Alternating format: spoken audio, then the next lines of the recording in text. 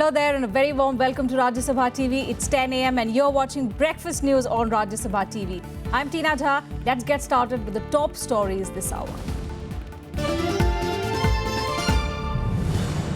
Haryana Congress demands President's rule in Punjab over Satluj-Yamuna link canal controversy. This after Supreme Court directs maintaining status quo. Haryana Chief Minister writes to his Punjab counterpart. Meeting between Jat leaders and the Haryana government today. Government cracks down on those who fanned violence during the Jat stir. Former Chief Minister Bhupinder Singh Huda's aide arrested.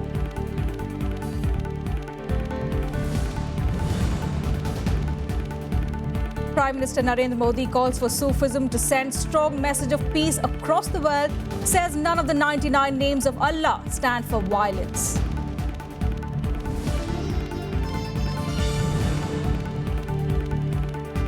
PDP Chief Mehbooba Mufti meets BJP President Amit Shah amid speculation of government formation in Jammu and Kashmir.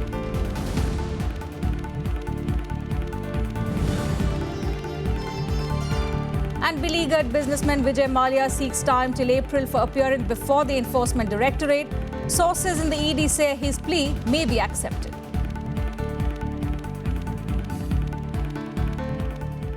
The top story this morning, the Haryana Congress has sought President's rule in Punjab over the row over the Satluj-Yamuna link canal. They have alleged a complete breakdown of law and order in the state. Now, the meeting comes on a day when the Supreme Court has ordered maintenance of status quo over the Satluj-Yamuna link canal. Haryana Chief Minister Manohar Lal Khattar has written to his Punjab counterpart, hoping its legitimate right over the Ravi-Beas waters will be granted to the state.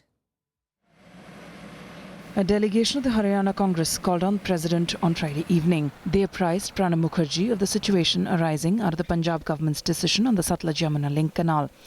The Punjab government has paved the way for denotifying 5,300 acres of land acquired for the 122-kilometre SYL canal. The Haryana Congress has demanded President's rule in Punjab. इस प्रकार से पंजाब की सरकार का रवैया जो रहा ये संविधान के अगेंस्ट है. इससे न जाने किस प्रकार की परिस्थितियां इस देश में दोनों प्रदेशों में पैदा हो जाएं. इस संकट को टालने के लिए हमने राष्ट्रपति महोदय से निवेदन किया है कि पंजाब की अकाली भाजपा सरकार को तुरंत प्रभाव से डिसमिस करके वहां पर राष्ट्रपति शासन लागू कर दिया जाए. In a shot in the arm for the Haryana government, the Supreme Court also directed maintenance of status quo on land meant for the canal after Haryana alleged efforts were made to level the land. State of Punjab की तरफ से ये argument था कि supreme court को इस तरह की चीज़ों में इंटरफेयर करने का जुरिस्डिक्शन नहीं है, तो एडवाइजरी जुरिस्डिक्शन है, ऐसा बोला दूसरी पार्टी ने, स्टेट ऑफ पंजाब ने. तो कोर्ट ने कहा कि ये सारी सिचुएशन को देख के, प्रिंट मीडिया के रिपोर्ट्स को देख के we can not remain spectator, और इसलिए उन्होंने स्टेटस को का ऑर्डर पास किया. Following the Supreme Court order, Haryana Chief Minister Manohar Lal Khattar wrote to his Punjab counterpart Prakash Singh Badal, expressing hope that Haryana will get its legitimate right over the Ravi-Beas waters. विषय बहुत ही संतोषजनक है, खुशी भी स्वाभाविक है कि एक गलत काम को होते हुए जब सब लोग देख रहे थे, हमने अपना ऑब्जेक्शन भी इसमें दर्ज कराया था, अपनी आपत्ति दर्ज कराई थी. बादल साहब को भी मैंने अपनी नाराजगी व्यक्त की थी और हम लोगों ने इसका एक निंदा प्रस्ताव भी पारित किया था जो केजरीवाल ने बोला था, और जो भी गलत काम हुए थे उसके ऊपर सब प्रयत्न हमने किए थे, और जिसके कारण से सुप्रीम कोर्ट ने इसका संज्ञान लिया. तो बहुत ही एक संतोष की बात है, खुशी की बात है. But the Badal government does not seem to be budging from its decision. Punjab, there's a law of the land that water is going to be distributed as per riparian rights. Unfortunately, all over the country, wherever the disputes took place, the law of the land was followed, a riparian system was followed, except in this case. So our stand is, if you go by the Riparian Act, Punjab has no water to give. And Punjab is, if the rate we are producing wheat and rice for the nation, at the rate we are going, we will become desert. Meanwhile, on the ground, undeterred by the Supreme Court order, farmers in villages of Roopnagar, Patiala and Fatehgarh Sahib continued to fill up the Satluj-Yamuna link canal till late evening. Farmers were seen using heavy machinery to fill up the water body. Local leaders supported them on grounds that no written order has so far been received from the Supreme Court. Bureau Report, Rajya Sabha TV. And staying with news from Haryana, large parts of which remained on the edge the whole of Thursday, fearing a renewed Jat agitation, has got temporary relief. Jat leaders have decided to put their protest on hold pending a meeting between them and State Chief Secretary this afternoon. The meeting will be held in Chandigarh, where the State DGP will also be present. Any future course of action by the Jat leaders will be announced post this keenly watched meeting today. Meanwhile, cracking down on those who instigated the previous round of agitation, the Haryana police arrested Virendra Singh, a close aide of former Chief Minister Bhupender Singh Hooda, booking him for sedition and criminal conspiracy on charges of inciting violence. Not even a month since the violent Jat agitation brought Haryana to its knees, the state is now bracing for round 2 of the stir. Post the expiry of the 72-hour ultimatum by the Jats to the state government to bring in the quota bill, community leaders have now begun to galvanize people to renew the stir. To prevent a relapse of the agitation, the Manohar Lal Khattar government, in one last-ditch attempt, has invited the Jat leaders for talks today afternoon with the promise of getting the reservation bill passed during the ongoing budget session of the Haryana Assembly. इस सत्र के दौरान कभी भी पेश होगा, इसके भी कोई तिथि तय नहीं है, वो भी तैयार हो रहा है। उसमें जो भी लोग उसको तैयार करने वाले हैं, उसकी जितनी भी बारीकी है उसको समझ करके और संबंधित पक्षों से बातचीत करने के बाद उसको तैयार करेंगे और इस सत्र के दौरान कभी भी पेश होगा। The agitation has been put on hold till then. जो 7 मांग हमने उसमें दी थी, 7 मांगों को लेकर सरकार ने कल प्रमुख सचिव और डीजीपी की अध्यक्षता में एक कमेटी का एक मीटिंग का आयोजन किया है, जिसमें हमारे भी 100 प्रतिनिधि 21 जिलों से भाग लेंगे और उसके बाद वहीं पर प्रेस कॉन्फ्रेंस करके हम लोग पूरी व्यू रचना अपनी बता देंगे।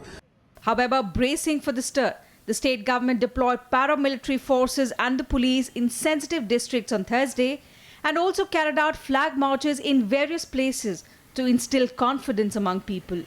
Schools and colleges in some districts have been ordered to remain closed for a few days. जिला के उपायुक्त और एसपी को निर्देश दिए गए हैं कि वो 27 से इनको डील करेंगे। रास्ता रोकना या और कोई हिंसात्मक कार्रवाई अगर कोई करता है, उनके खिलाफ सख्त कार्रवाई की जाएगी। Meanwhile, Prime Minister Narendra Modi has warned Home Minister Rajnath Singh and the Haryana Chief Minister that there can be no repeat of last time. The Jat agitation last month caused 30 deaths and more than 200 people were injured. The week-long stir also caused heavy damage to the state, inflicting losses worth nearly 50,000 crores. Bureau Report, Rajya Sabha TV. Shifting focus, Prime Minister Narendra Modi has called for the need for Sufism to spread the message of peace and harmony of Islam. Inaugurating the first World Sufi Forum in New Delhi, the Prime Minister said that diversity is the nature of humanity and it cannot be a reason for discord. Time when the dark shadow of violence is becoming longer, you are the noor or the light of a hope. Prime Minister Narendra Modi addressing the first World Sufi Forum in New Delhi, convened by the All India Ulema and Mashaikh Board. The forum was to discuss the role of Sufism in countering rising global terror. Prime Minister Modi praised Islam for its message of peace and harmony. When we think of the 99 names of Allah,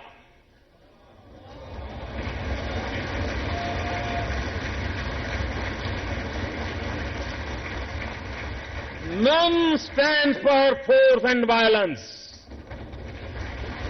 And that the first 2 names denote compassionate and merciful. Allah is Rahman and Rahim.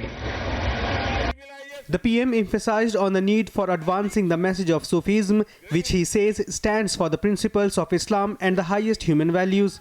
He said in today's times, Sufism's message has global relevance. Terrorism divides and destroys us. Indeed, when terrorism and extremism have become the most destructive force of our times, the message of Sufism has global relevance.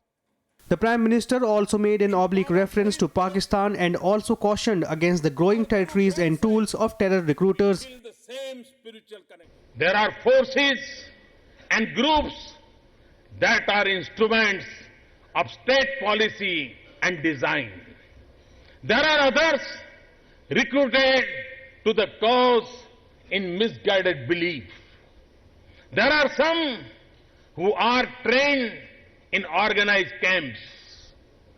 There are those who find their inspiration in the borderless world of cyberspace. The Prime Minister, who has been under attack from the opposition over allegations of communalism and the ongoing debate on nationalism, said that diversity is a basic reality of nature and it should not cause discord. The 4-day event that began on Friday is being attended by over 200 delegates, including foreign delegates from 20 countries, spiritual leaders, scholars, academicians and theologians from Egypt, Jordan, Turkey, the UK, the US, Canada and Pakistan, among other countries, are participating in the event.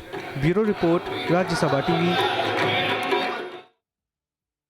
External Affairs Minister Sushma Swaraj departed from Nepal a short while ago, wrapping up her 3-day visit. Yesterday, she held bilateral talks with Pakistani Prime Minister Nawaz Sharif's advisor on foreign affairs, Sartaj Aziz, on the sidelines of the SAARC ministerial meeting in Pokhara. It was the first official dialogue between the two after the January Pathankot Air Base terror attack. A joint investigation team from Pakistan will reach India to investigate the terror attack at the Pathankot Air Base. External Affairs Minister Sushma Swaraj said this after her bilateral meeting with Pakistan Prime Minister's advisor on foreign affairs, Sartaj Aziz. The two leaders met on the sidelines of the 37th South Asian Association for Regional Cooperation Council of Ministers session in Nepal. Pathankot की बात भी हमारी हुई और मुझे खुशी है कि जो इतने दिनों से आप प्रतीक्षा कर रहे थे जेआईटी कब आएगी, जॉइंट इन्वेस्टिगेशन टीम की कोई तारीख तय हुई या नहीं हुई, तो वो तारीखें भी तय हो गई हैं। 27 तारीख की रात को जॉइंट इन्वेस्टिगेशन टीम भारत पहुंचेगी और 28 तारीख से अपना काम शुरू करेगी। Aziz also extended an invitation to Indian Prime Minister Narendra Modi for the SAARC summit in Islamabad city later this year. He hoped the bilateral cooperation will increase progress in the Pathankot case. जिस तरीके से पठानकोट के issues को handle किया गया है, जिस तरीके से कोऑपरेशन हुई है और अब जेआईटी वहां जा रही है, इसका बहुत मेरा ख्याल है कि इस सब्जेक्ट पे जिस तरह की कोऑपरेशन शुरू हुई है उसके अच्छे मुस्बत नताइज निकलेंगे। Aziz also said that Prime Minister Modi and his Pakistani counterpart Nawaz Sharif could meet on the sidelines of a nuclear security summit in Washington next month. इस महीने के आखिर में 31 मार्च को प्राइम मिनिस्टर साहब भी वाशिंगटन जा रहे हैं, नवाज शरीफ साहब भी, प्राइम मिनिस्टर मोदी भी जा रहे हैं, नवाज शरीफ साहब भी वहां जा रहे हैं, तो उम्मीद तो है कि दोनों की मुलाकात होगी।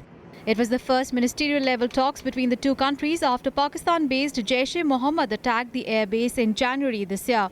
7 soldiers were killed and 22 others injured. The attack stalled hopes of revived peace talks between the nations after Modi met Sharif in a surprise visit to Pakistan in December 2015.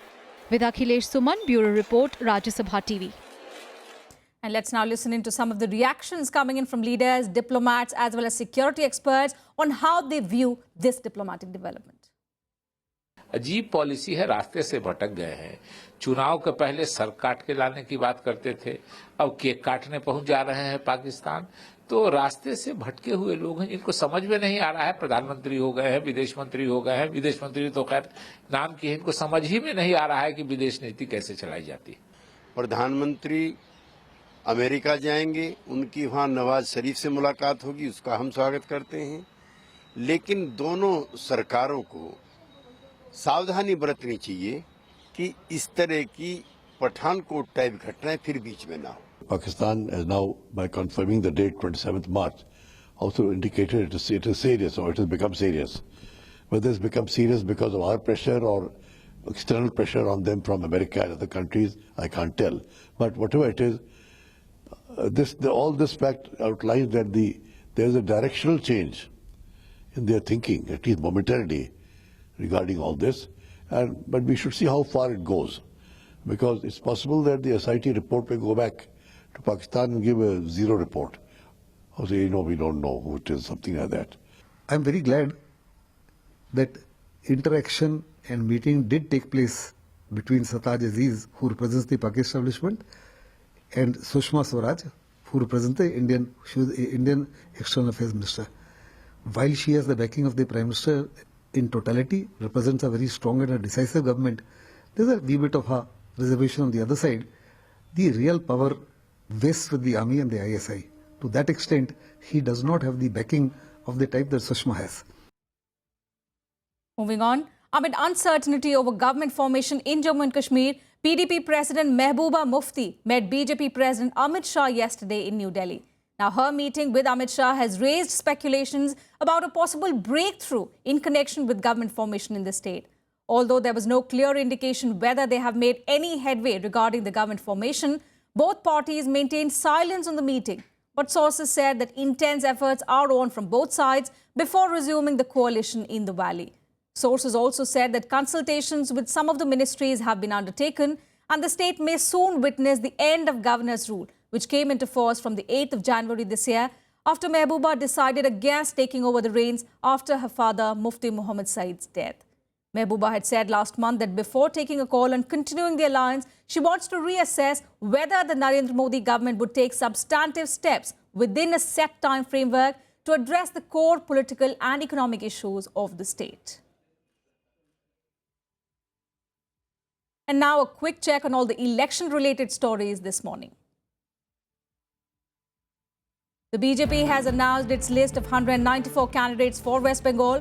Former state BJP chief Rahul Sinha and actor Rupa Ganguly figure in the list. The announcement was made following a meeting of the party's Central Election Committee, attended by Prime Minister Narendra Modi and party President Amit Shah, among many others. With today's announcement, in fact, yesterday's announcement, BJP has declared its candidates for 246 seats in the 294-member State Assembly.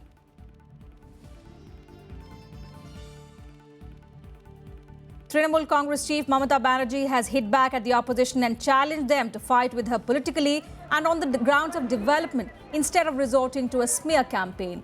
She also branded the alliance of the CPIM and the Congress as an unholy nexus. Addressing an election rally on Thursday, Mamata spoke about her government still funding the various schemes which she said the centre was supposed to do.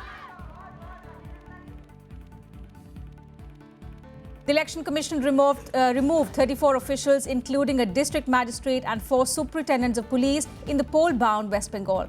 This after receiving complaints from opposition parties. A panel will be sent to the Election Commission to finalise the selection of the replacement of the officials. Nominations for the first phase of the assembly elections in Assam have been filed. Assam PWD Minister Ajanta Niyog and Assam Gana Parishad President Atul Bora are among the few who filed their papers.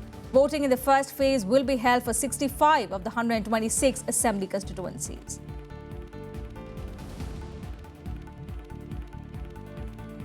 With that, time for a short break here on Breakfast News. We'll be right back.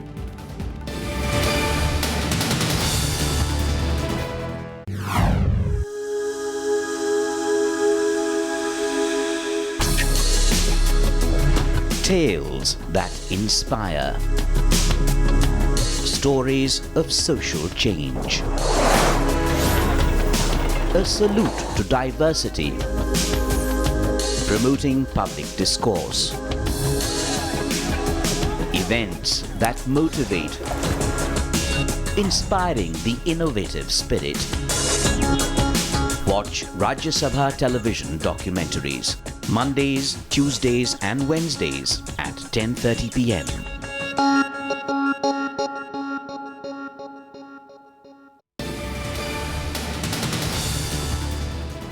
Thanks for staying with us. Thailand's Deputy Prime Minister Pravit Vongsuwan met Vice President Mohammed Hamid Ansari yesterday. The two leaders discussed strengthening economic and cultural ties between both countries. Pravit is on a 2-day visit to India for talks aimed at expanding bilateral military, security and economic cooperation. Vongsuwan is slated to meet Defence Minister Manohar Parrikar and National Security Advisor Ajit Doval later in the day today. The Thai Prime Minister was accompanied by Thailand's Deputy Commerce Minister Suwit Mainsi. Thailand and India will celebrate the 70th anniversary of diplomatic ties next year. Well, the 7th edition of the Ladli Media and Advertising Awards for Gender Sensitivity was held in New Delhi yesterday, where a number of media professionals from various organizations across the country were honored. They were awarded for highlighting gender issues and concerns through their work in the print, web as well as electronic media.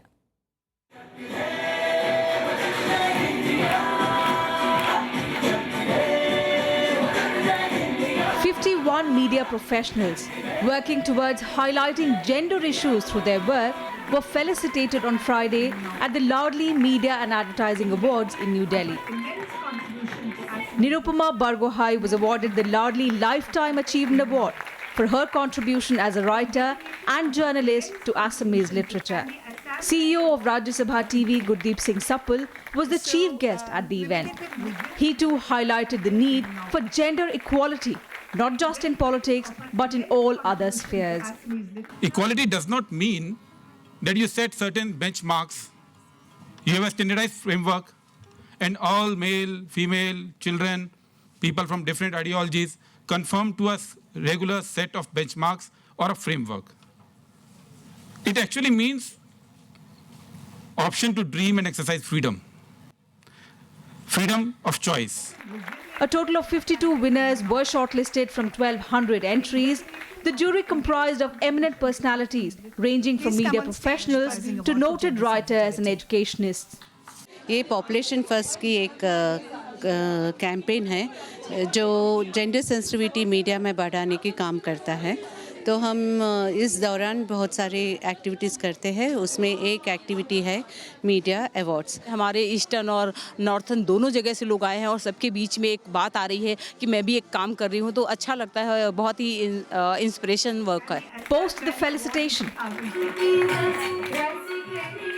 cultural performances were also held, making the evening all the more colourful. With inputs from Navikram Singh, Bureau Report, Rajya Sabha TV. And in some more national news, striking jewellers from across the country reached the national capital yesterday. The agitation against the government's 1% excise duty hike on non-silver ornaments entered its 16th day. More than 50,000 jewellers took part in a rally in New Delhi, demanding an immediate rollback. Jewellers across the country held a protest at the Ramlila Maidan in New Delhi on Thursday. They were protesting against the 1% excise duty on gold and diamond jewellery imposed in the budget 2016-17. ऐसी excise duty का क्या फ़ायदा जब व्यापारी अपना व्यापार को खो देगा। पहले कांग्रेस गवर्नमेंट ने एक्साइज ड्यूटी लगाई थी, उसे समझ में आया कि एक्साइज ड्यूटी ज्वेलर्स के ऊपर लगाने से उसके दुष्प्रभाव आएंगे, वो इम्प्लीमेंट करने में प्रॉब्लम आएगी, तो उन्होंने उसको रोल बैक कर दिया। वही काम अब एनडीए गवर्नमेंट ने किया है, तो उसको समझ में नहीं आ रहा कि ये ड्यूटी तो उनको वापस लेनी ही पड़ेगी। बट हमने दृढ़ निश्चय कर लिया है, जब तक ये एक्साइज ड्यूटी रोल बैक नहीं होगी, हम अनिश्चितकालीन हड़ताल पर रहेंगे।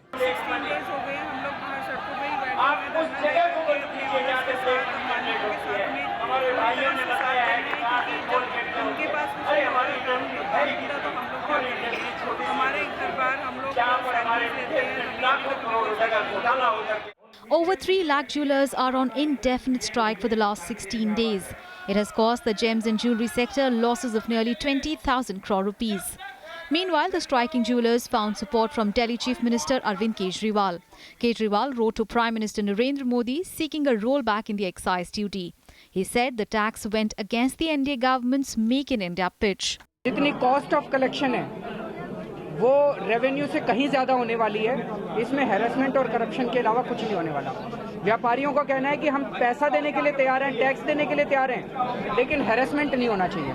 Finance Minister Arun Jaitley rejected the rollback request, saying the move is in preparation for unveiling of the goods and services tax. क्योंकि हर वस्तु जीएसटी के दायरे में आती है, इसलिए ये उसकी तैयारी का है। और The government imposed an excise duty of 1% without input tax credit or 12% with input tax credit on articles of jewellery with a higher exemption and eligibility limits of 6 crore rupees and 12 crore rupees. Bureau Report, Rajya Sabha TV. Liquor Baron Vijay Mallya has sought time till April for making personal appearance before the Enforcement Directorate. He was supposed to appear before the ED today, following summons issued against him by the agency in the IDBI bank loan default case. PTI is quoting sources in the ED saying it may accept his plea and give him time to present himself probably in the first half of April. Officials said the beleaguered businessman informed the Enforcement Directorate's investigating officer through email that he would not be able to keep today's date and sought time till April.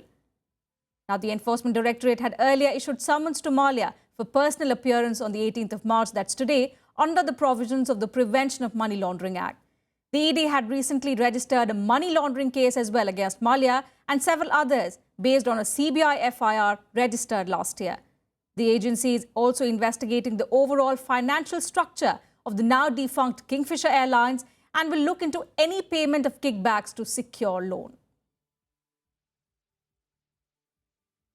And on the international front, European Union leaders yesterday agreed to offer Turkey financial as well as political concessions if it stops migrants reaching Greece. Leaders of the European Union will meet the Turkish Prime Minister in Brussels today to offer Turkey a deal regarding the migrant crisis. Now, under a draft deal, Turkey will prevent the smuggling of migrants via rafts, take back all those, including Syrian refugees, who do make it to Greek islands off Turkey's coast. The draft says the plan is to break the business model of the smugglers and offer migrants an alternative. The EU has stressed that the plan is a temporary and extraordinary measure necessary to end the human suffering and restore public order. Tabii Avrupa içinde bazı zorluklar olduğunu da görüyoruz. Avrupa'nın bütün bunları yerine getirmesi ne bir takım zorluklar var. Fasılların açılmasından diğer hususlara kadar. Bunu da samimiyetle Sayın Merkel pazar günü telefon etti. Dass es doch recht schnell erfolgen soll. Also es ist heute Abend schon darüber gesprochen worden, dass jetzt sehr schnell auch Personal zur Verfügung gestellt wird, weil man natürlich weiß, wenn es zu lange dauert, dass dann auch die entsprechenden. Moi j'ai fait valoir, c'était que ce plan devait être global, c'est-à-dire concerner la Turquie, puisque la Turquie va accepter de réadmettre, de reprendre. Tárgyalások Törökországgal, ugye napok óta dolgozunk azon, hogy azt a magyar érdeket, hogy bármifajta menekültcsere, betelepítés, népességmozgatás, az kizárólag önkéntes alapon. And defying the UN resolution, North Korea fired a ballistic missile today, which flew about 800 kilometers before hitting the sea off its east coast. The ballistic missile was launched from the north of the capital, Pyongyang, and it comes just days after Kim Jong-un ordered weapon tests linked to its pursuit of a long-range nuclear missile capable of reaching the United States mainland. However, South Korea did not confirm the type of the missile, but says that 800 kilometers was likely beyond the range of most short-range missiles. South Korea's defense ministry says that the missile has an estimated maximum range of 1,300 kilometers. Now, the US State Department has said in a statement that it's closely monitoring the situation and has also urged North Korea to focus on taking concrete steps towards fulfilling its international commitments and obligations. Japan, too, lodged its complaint. Last week, too, the North Korea had fired 2 short-range missiles into the sea off its east coast, and its leader Kim Jong-un ordered more nuclear weapon tests and missile tests to improve attack capability. 북한 주민을 위한 삶의 향상을 위한 일에 주력해 주길 바라고, 이런 도발적인 행동은 정부는 이런 도발에 대해서 모든 준비, 대비 태세가 완벽하게 돼 있다라는 점을 말씀드리겠습니다. 北朝鮮に対して厳重な抗議を行いました。政府としては引き続き国際社会と緊密に連携し、毅然として対応してまいります。北朝鮮に自制を強く求めるとともに、いかなる事態にも対応することができるよう警戒監視をはじめとする。 And that's all we have time for in this bulletin. Thanks for your time.